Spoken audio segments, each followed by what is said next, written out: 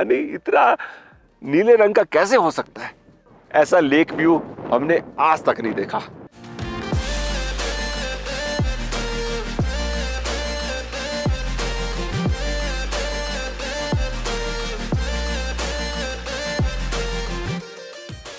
नमस्कार friends, visa to explore में आपका स्वागत है। मैं हूं आपका होस्ट हरीश बाली। लद्दाख सफर हम बहुत एंजॉय कर रहे हैं। कल हम ले से चले, रात को तांगसे में रुके। जाना था हमको पैंगोंग, लेट होने की वजह से हम तांगसे रुक गए। आज हम आधा घंटा पहले तांगसे से चले। अभी हमने 12-14 किलोमीटर का सफ़र किया है और बीच में आपको ये खूबसूरत व्यू दिखाने के लिए हमने अपनी गाड़ी को रोका है। देखिए जी, कितना अच्छा लग रहा है ना। सामने पहाड़ के ऊपर बादल धीमे धीमे चल रहे हैं। इस तरफ को देखो तो पहाड़ के ऊपर बादल बैठे हुए हैं और नीचे की तरफ एक आपको पानी की स्ट्रीम दिख रही है, घास के बीच से निकल रही है। ये भी बड़ा अद्भुत नज़ारा है, सो ब्यूटीफुल। और मेरे सामने का सीन दिखाता हूँ आपको। ये पूरा पथरीला इलाका है, छोटे बड़े पत्थर, बड़ी बड़ी चट्टानें सब है यहाँ पर। लद्दाख में ना सफ़र करते मैंने ये तो देखा है कि यहाँ पर ना ग्रीनरी पहाड़ों पे नहीं होती, क्योंकि हम देखो ट्रांस हिमालयन रीजन में ट्रैवल कर रहे हैं। 6 महीने 7 महीने तो पूरी बर्फ होती है यहाँ पर। ये तो समझ लो कि जो ग्रीनरी है जहाँ मिल जाए वहीं पर आपको मन होता है कि चलो थोड़ा देर समय यहाँ पर और बिता लो। तांगसे से पैंगोंग लेक 35 किलोमीटर के डिस्टेंस पर है। अब हम जिस रोड पे खड़े ना, इसी को फॉलो करते करते पैंगोंग लेक चले जाएंगे। वहाँ पर जितना भी समय लगेगा हम एंजॉय करेंगे, लेक को अच्छे से देखेंगे और उसके बाद हम लोग वहाँ से हानले जाने वाले हैं। ये हमारा आज का प्लान है और नाइट स्टे हम लोग हानले करने का प्लान कर रहे हैं। बहुत मस्त है। चलिए थोड़ा सा लेफ्ट राइट घूम के एंजॉय करते हैं और उसके बाद पैंगोंग लेक को जर्नी शुरू करेंगे।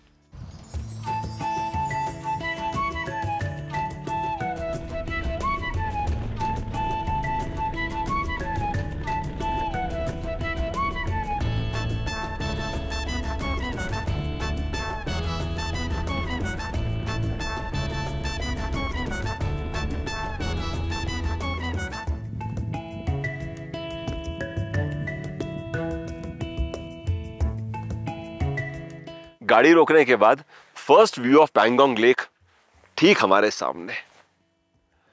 So beautiful. यहां से लेक को देखे मालूम कैसा लग रहा है? ब्लू कलर का शांत थमा सा पानी है और उसके ऊपर किसी ने ग्लास रखा हुआ है, ऐसी फीलिंग आ रही है। पानी के पास चलते हैं, आइए जी।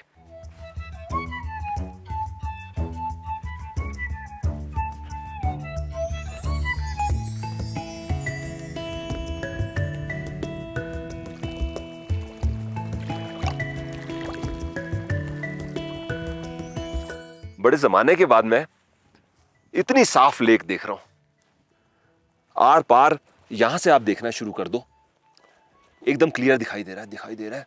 विजिबिलिटी बहुत मस्त है, एब्सोल्युटली क्रिस्टल क्लियर। थोड़ा सा लेक का पानी पी ले। पहली बात, पानी बहुत ज्यादा ठंडा है।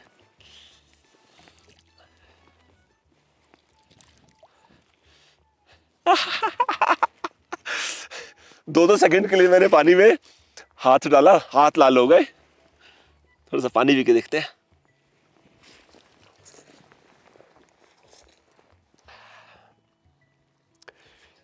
सॉल्टी वाटर है, खारा पानी है। आमतौर पे लेक्स में जो पानी होता है ना, फ्रेश वाटर होता है, खारा नहीं होता। आप जानते हो ऐसा क्यों? उस तरफ वॉक करता हूं, फिर आपको वॉक करते करते बताता हूं।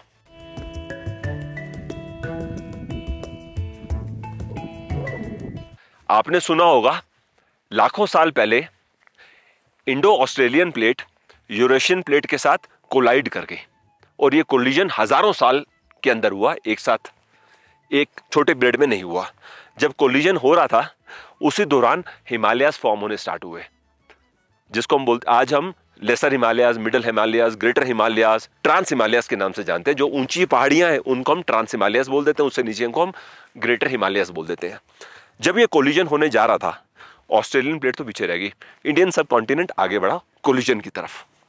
अब यहां पर उस समय समुद्र हुआ करता था जिसको कहते हैं टेथिस सी। समुद्र है तो सॉल्ट वाटर है। तो टेथिस सी का जो पानी था ना, वो जाके बे ऑफ बंगाल में मिल गया, तो सॉल्ट यहाँ रह गया। आज की डेट में यहाँ जो पानी का प्राइमरी सोर्स है, मैं लेक की बात कर रहा हूँ, नंबर 1 सोर्स है ग्लेशियर का, जो पानी मेल्ट करता है, यहाँ पर आके पहाड़ों से होता होता यहाँ के ज्वाइन कर जाता है। थोड़ी थोड़ी बरसात हो जाती है, लेकिन वो इतना ज़्यादा सोर्स नहीं है क्योंकि बरसात कम होती है। जैसे देखो अभी हल्की हल्की बूंदाबांदी स्टार्ट होगी, मैं आपसे बात कर रहा हूँ ना, लेकिन ये इतना बड़ा सोर्स नहीं है। मेन वो सोर्स है। अब जब ग्लेशियर का पानी पहाड़ों से मेल्ट होते आता है ना, तो पहाड़ों में मिनरल्स हैं, रॉक्स हैं, उनका भी एक सॉल्टी करेक्टर है, वो भी वहाँ से सॉल्ट लेके यहाँ पे ज्वाइन कर जाता है। तो ये 2 प्राइमरी कारण हैं जिसकी वजह से यहाँ पर सॉल्ट वाटर है इस लेक में। अगर इस लेक में से कोई बाहर पानी निकल रहा होता, मान लीजिए कोई रिवर निकल रही होती है इस लेक से, तो क्या होता, फ्रेश वाटर कहीं और से आ रहा है और निकल रहा है तो सॉल्ट साथ निकल जाता है। अब होता क्या, धूप आती है ना तो पानी इवेपोरेट करता रहता है, सॉल्ट नीचे रह जाता है। आई होप आप समझ गए इस लेक में खारा पानी किस वजह से, और मैंने खुद पी के देखा है और मेरे को महसूस हुआ है खारा पानी है।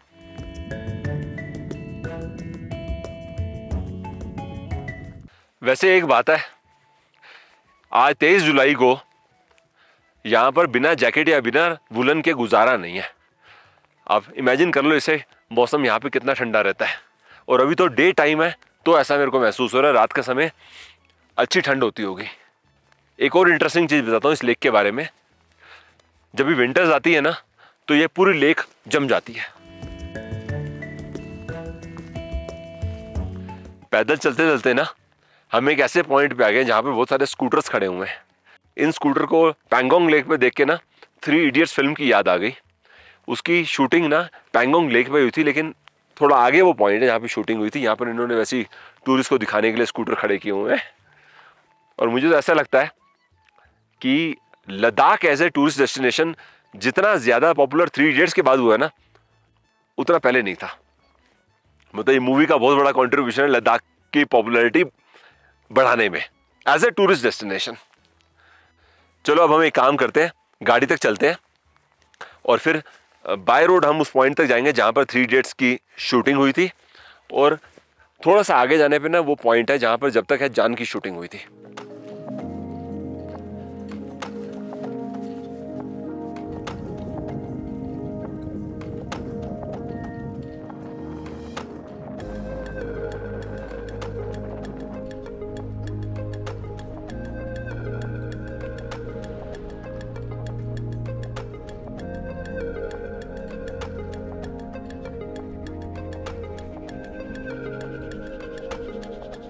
हम 5 किलोमीटर आगे आ गए हैं।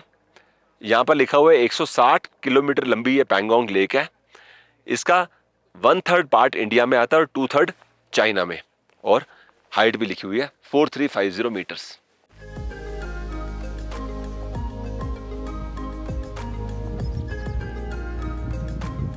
वॉक करते करते हम 3 इडियट्स फिल्म शूटिंग के पॉइंट तक आ चुके हैं। इन्होंने यहाँ स्कूटर खड़े किए हुए हैं, अगर किसी को फोटो खिंचवानी तो स्कूटर पे बैठ जाओ, 50 रुपए इसका चार्ज है।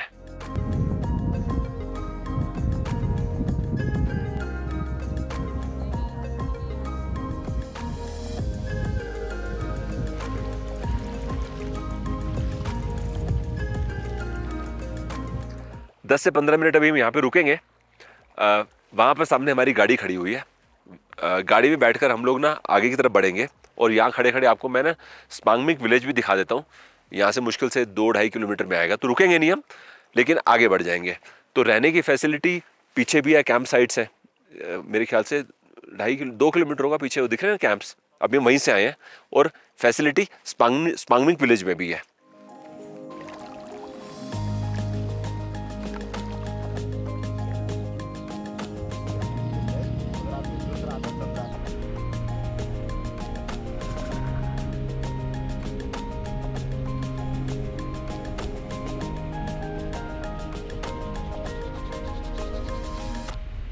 हम गाड़ी में बैठ के ना थोड़ा सा सीधे आए।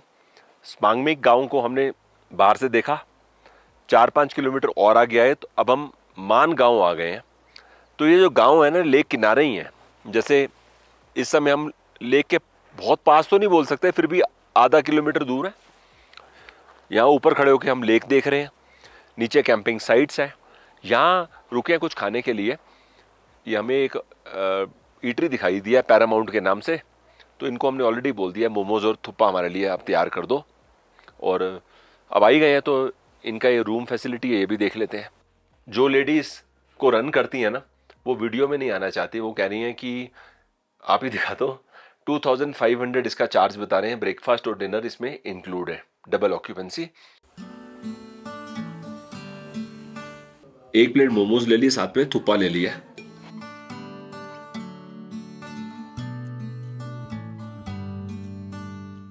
मोमोज का टेस्ट ना ठीक है, मतलब मैं कुछ ज्यादा एक्सपेक्ट कर रहा था।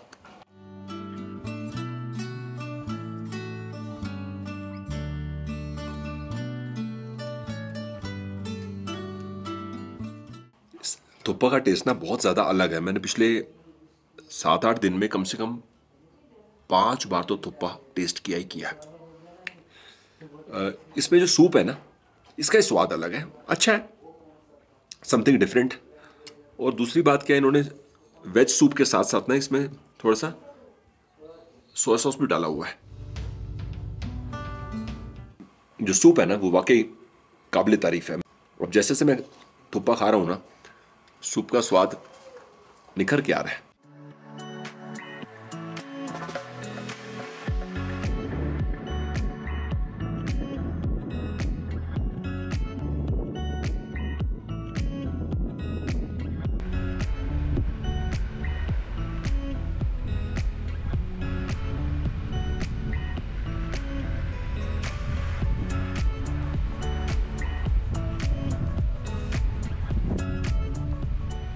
जैसे हम मानगांव से चले ना, तो धीरे धीरे लेक का हम एरियल व्यू कंटिन्यूसली देखी जा रहे थे। तो ऐसा लगने लगा कि लेक तो बड़ी खूबसूरत दिखने स्टार्ट हो गई है। चलते चलते हमने कर लिया 4 किलोमीटर का सफ़र और अब गाड़ी को रोक लिया। आपको मैं ऐसा व्यू दिखा रहा हूँ जो मैंने अपनी लाइफ में कभी नहीं देखा, पहली बार देख रहा हूँ।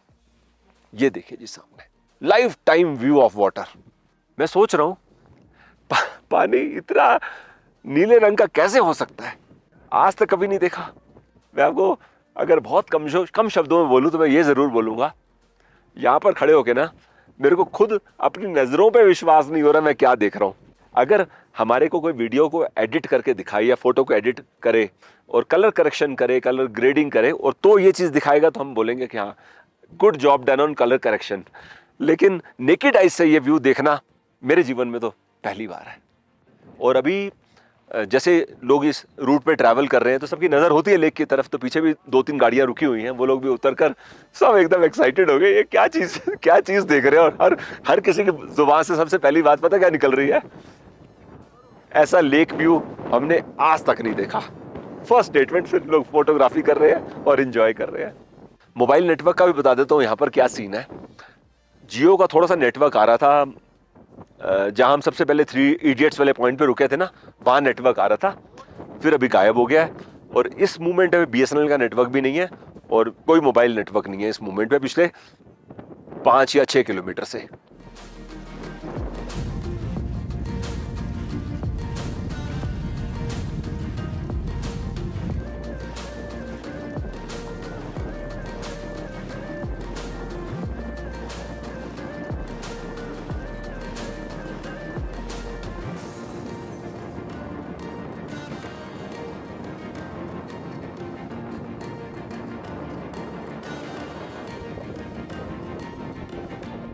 आज पैंगोंग लेक का सफर हमने जहां से शुरू किया था वहां से लगभग हमने 60 किलोमीटर का सफर किया और इस समय हम चुशूल गांव के पास पहुंच चुके हैं। इनफैक्ट चुशूल गांव तो पीछे रह गया। हम ना सामने आप रोड देख रहे हैं, इस रोड से आए हैं। तो हमने चुशूल गांव देखा था, ज्यादा बड़ा गांव नहीं है, लगभग 100 से 150 घर होंगे वहां पर। अब थोड़ा सा आगे आए हैं तो हमने यहाँ पर एक मेमोरियल देखा है, सामने देखिए लिखा हुआ है ना, abode of Chushul brave hearts. थोड़ा सा अंदर आते हैं, फिर मैं आपको इसके बारे में बताता हूं।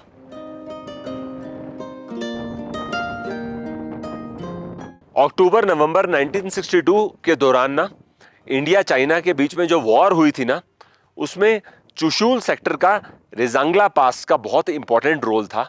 उस दौरान चुशूल सेक्टर में चाइना के साथ लड़ाई लड़ते हुए जो इंडियन आर्मी के जवान शहीद हुए, उनकी याद में यहाँ पर मेमोरियल बनाया गया है, जिसको हम यहाँ पर आके विजिट कर रहे हैं और श्रद्धांजलि दे रहे हैं। जिस जगह भी मैं खड़ा हूँ, मैं आपको रफली बता देता हूँ यहाँ से LAC कितनी ज़्यादा दूर है और चाइना कहाँ पर स्टार्ट होता है। थोड़ा आप इधर से देखिएगा, ये सामने वाले पहाड़ इंडिया का पार्ट है और पीछे वाले पहाड़ चाइना का पार्ट है।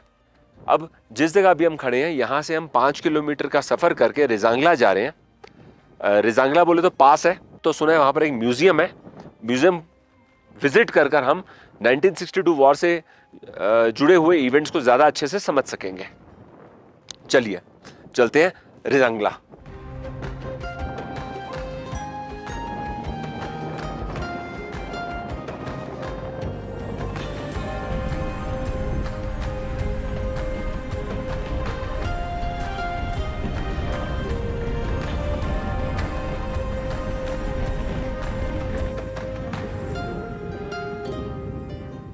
हम रिजांगला मेमोरियल पहुंच चुके हैं, तो बाहर अपना आधार कार्ड दिखाना पड़ता है, एक एंट्री करते हैं, फिर हम लोग अभी अंदर आ गए हैं। तो अब मेमोरियल विजिट करते हैं और जैसे जैसे हमें चीज़ें समझ आएंगी आपके साथ शेयर करेंगे। आइए जी। अक्टूबर 1962 में 13 कुमाऊं की चार्ली कंपनी बनाई गई थी चाइना के अगेंस्ट वॉर लड़ने के लिए। कहां पर? रिजांगला पास के पास, जहां पर चाइनीज अटैक हो गया था। अब रिजांगला एग्जैक्टली है कहां पर? जहां पर हम खड़े हैं ये तो मेमोरियल है। सामने के जो आप पहाड़ देख रहे हैं, ये ब्राउन कलर के पहाड़, ये लाइट पोल है ना, इसी के पीछे की तरफ अगर हम देखें तो एक ऐसा पहाड़ है, उसकी जो टॉप है ना, वो है एक्चुअली में रिजांगला। ला बोले तो पास हो गया ना रिजांगला। उसके अगर हम नीचे देखें तो वहां पर हमें कुछ बंकर्स दिखाई दे रहे हैं। तो वहां पर बंकर्स की तरफ इंडिया का कंट्रोल है और टॉप में आज की डेट में चाइना का कंट्रोल है। और सामने के जो ब्राउन पहाड़ है वो एक तरह से नो मैन्स लैंड है, वहाँ पे कोई नहीं जाता। सामने जो आप देख रहे हैं अहीर धाम, ये वही जगह है जहाँ पर 113 जवान जो इस लड़ाई में शहीद हुए, उनका यहाँ पर अंतिम संस्कार किया गया। और इस लड़ाई में मेजर शैतान सिंह भी वीर गति को प्राप्त हुए। उनका अंतिम संस्कार जोधपुर में किया गया। तो लड़ाई ये अक्टूबर और नवंबर 1962 के दौरान जब हुई, तो उनकी बॉडी 3 महीने के बाद रिकवर हुई इन पहाड़ों से, जो मैं सामने के पहाड़ आपको दिखा रहा हूं ना। जिस मेमोरियल को आज हम यहां पर विजिट कर रहे हैं ना, एक्चुअली में 1963 में यहां पर बना था। 2021 में इस जगह को रेनोवेट किया गया है। तो अगर आप सामने नोटिस करें, मेमोरियल के टॉप में एक लायन का जो सिंबल है ना, वो 13 कुमाऊं रेजिमेंट को डिनोट करता है। और अगर ये छोटे पिलर्स आप देखें, मैं इन पिलर्स की बात कर रहा हूँ, यहाँ से आप काउंटिंग करेंगे तो ये 12 हैं और सेंटर में जो पिलर है वो 13th पिलर है। तो ये कुल मिला के 13 हो गए, मतलब 13 कुमाऊं रेजिमेंट। इस पिलर के लेफ्ट साइड में और राइट साइड में 114 जवानों के नाम लिखे हैं जो 1962 रिजांगला की लड़ाई में शहीद हुए।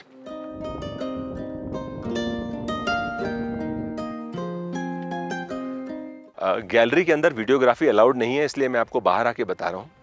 जैसे ही हम गैलरी के अंदर गए ना, तो मैंने एक बहुत बड़ी एक पिक्चर देखी जिसके नीचे लिखा हुआ था 2020 में 8 कुमाऊं ने पहाड़ के ऊपर, जहाँ रिजांगला पास है ना, वहाँ पर मेजर शैतान सिंह की याद में एक मेमोरियल बनाया है। ये वही जगह है जहाँ पर मेजर शैतान सिंह ने अपने जीवन की अंतिम सांसें ली। तो ये हमने पिक्चर देखी, साथ में हमने यहाँ पर वेपन्स भी देखे, इंडियन वेपन्स भी देखे और चाइनीज वेपन्स भी देखे। 62 के दौरान में जो इंडियन सिस्टम था, बेसिकली इंडियन आर्मी सिस्टम, उतनी ज़्यादा ऑटोमेटिक मशीन्स हमारे पास नहीं हुआ करती थी। तो काफ़ी ज़्यादा लड़ाई हाथ से भी लड़ी गई। जब वेपन्स ख़त्म हो गए तो गुत्थम गुत्थी का लड़ाई बोलते हैं ना, वैसी लड़ाई भी 1962 में लड़ी गई है। चाइना के पास उस समय ऑटोमेटिक वेपन्स थे। वेपन्स देखकर ही समझ आ रहा था कि ये ओल्ड टेक्निक वेपन्स हैं जो सेकेंड वर्ल्ड वॉर के बाद इस्तेमाल छोड़ दिया गया, लेकिन इंडिया फिर भी उन वेपन्स को इस्तेमाल कर रहा था। अब हम यहाँ से हानले जा रहे हैं, तो रास्ते में जो जो पॉइंट्स आएंगे वो विजिट करते हुए हम लोग हानले पहुँचते हैं। और वैसे मुझे बताया गया कि यहाँ से हानले का रास्ता बहुत ज़्यादा अच्छा नहीं है, तो हो सकता है हमें ज़्यादा समय लग जाए पहुँचने में। नॉर्मल जैसे रोड अच्छा होता है तो आप इजीली पहुँच जाते हो। चलिए चलते हैं।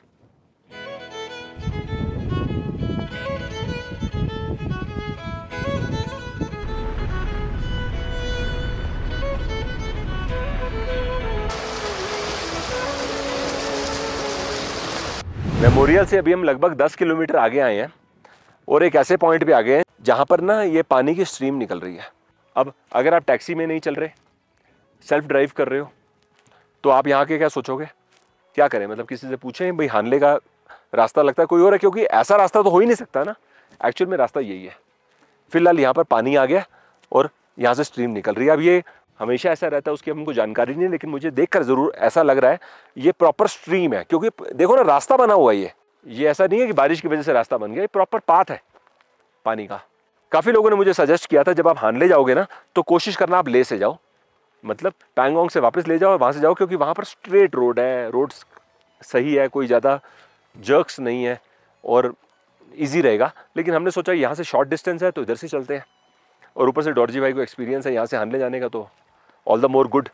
जहाँ पर अभी हम रुके ना, यहाँ पीछे की तरफ 2-3 ईटरीज भी हैं, जस्ट आपको मैंने वैसे बता दिया, जिससे एक लैंडमार्क आपको आइडिया लग जाता है ये लोग यहाँ बैठे हुए हैं, और बगल में वहाँ 2 बाइक्स खड़ी हैं। चलो चले, आओ।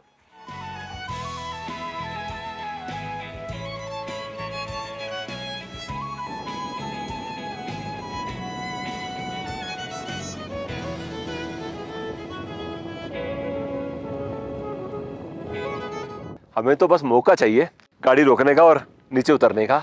इस समय 7:40 का टाइम है, अंधेरा हो चुका है, शायद 2 से 3 मिनट की और बात है, पूरा डार्क हो जाएगा। मैं आपको यहाँ ना एक बड़ी एक्सक्लूसिव जगह दिखा रहा हूँ।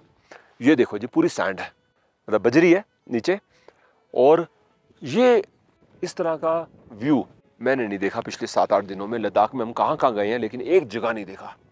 बड़ी देर से हम कच्चे रास्ते पे चल रहे थे, अब जाके इस प्रकार की रोड आई है पिछले 7-8 किलोमीटर से।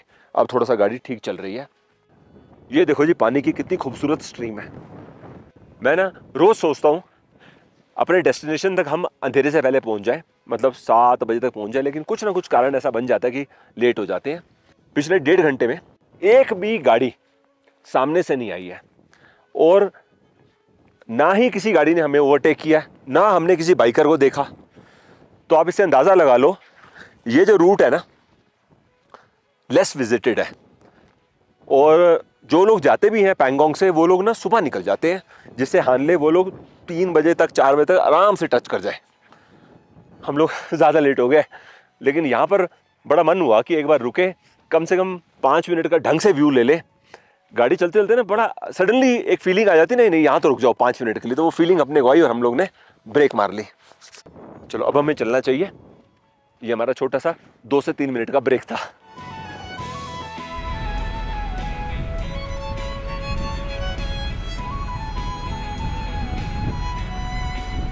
फाइनली हम हानले पहुंच चुके हैं। बस अभी गाड़ी रुकी, फटाफट लगेज उतारा और अपने रूम में आ गए हैं। यहाँ रहने के लिए हमने अकोमोडेशन हानले हाउस में ली है। जो इस होम स्टे को लेडी रन करती है ना, अभी मेरे को मिली, तो मैंने उनसे पूछा कि आप कब से यहाँ पर होम स्टे रन कर रहे हो, तो उन्होंने बोला 5 साल हो गया हमको। इनफैक्ट 2017 से कर रहे हैं, तो that way more than 5 years. तो ये अकोमोडेशन है, आप रूम देख लीजिए। इसका जो टैरिफ हम पे करने वाले हैं वो है 5,000 रुपीज़ डबल ऑक्यूपेंसी, जिसमें ब्रेकफास्ट और डिनर इंक्लूड है। अब हमें यहाँ ना 2 रात रुकना है, आज और कल। कल इनका फुल है, तो इसका मतलब ये हो गया कल हमको कोई दूसरी जगह देखनी पड़ेगी अपने लिए।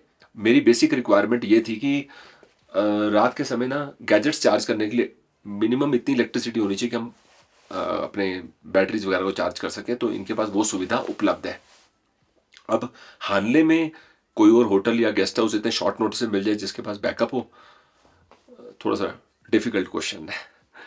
फिर भी मैं कल कोशिश करूँगा मॉर्निंग में हम आधा 1 घंटा स्पेंड करें, और जहाँ हमें कल रात को रुकना है वो कल ही सुबह फ्रीज कर दें। नहीं तो ऐसा ना हो कि कल हम घूम घाम के जब उमलिंगला से वापस आए तब पता लगे कि हमारे लिए ये एक सवाल बन के खड़ा हो गया कि अब रात को कहाँ रुकें, बिकॉज बैटरीज डिस्चार्ज हो जाएंगी तो फिर हम खुद ही घूम रहे हैं, आपको वर्बली बैठ के बताना पड़ेगा सुबह से लेकर शाम तक हमने क्या क्या देखा। मतलब विजुअल्स नहीं दिखा पाएंगे तो फिर क्या फ़ायदा। एनीवेज, कल का प्लान मैंने बातों बातों में आपको ऑलरेडी बता दिया। उमलिंगला होके वापस हम हानले आएंगे, और परसों का भी बता देता हूँ क्या सोच रहे हैं। परसों हम सोच रहे हैं सो मोरिरी लेक जाने का। तो अगले कल और परसों का हमारा ये प्लान विजिबिलिटी। अब हानले के एक और अट्रैक्शन भी है, वो भी बता देता हूँ आपको मैं। वो है कि यहाँ पर लोग ना स्टार गेजिंग करने आते हैं। ये बहुत बड़ी अट्रैक्शन है। क्योंकि यहाँ पे 11 बजे लाइट अंधेरा हो जाता है। जब हम आ रहे थे ना रास्ते में तो स्टार्स बड़े खूबसूरत दिखने स्टार्ट हो गए थे। अब आज हम थोड़े से ज़्यादा टायर्ड हैं, तो इसके लिए मेरे को मन हो रहा है कि आज हम खाना खाएं और सो जाएं, और अगर थोड़ा बहुत स्टार्स देखना भी होगा तो ऐसे देख के थोड़ा फोटो ले लेंगे। प्रॉपर हम उसका वीडियो कोशिश करेंगे कल बनाए। थोड़ा नींद अच्छे से ले लेते हैं आज, क्योंकि कल भी मेरे को अच्छे से नींद नहीं आई, थोड़ा शॉर्ट स्लीप हो गई थी। ठीक है, तो अभी मैं आपको फिलहाल यहीं पे बाय बाय कर देता हूँ। जल्दी आपसे दोबारा मुलाकात होगी। Thanks for your time.